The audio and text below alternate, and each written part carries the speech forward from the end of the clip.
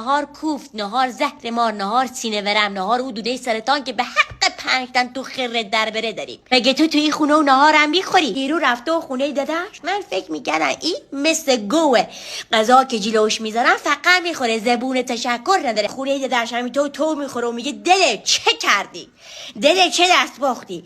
دله چیکار؟ خانم ازش دستورالعملش بپرس. خدا همین مرگت بده. من روزی که اومدن تو خانواده شما دادر حرف یومیش هم بلد نبود بزنه، هر چی بلده اسد قصری بنه. تو من میگه دستور قضا از او بپرس. امیدوارن که زبون 40 رو پیش خودت بره که نتونی حرف بزنی، بفتی مثل یه که گوشتی اونجا.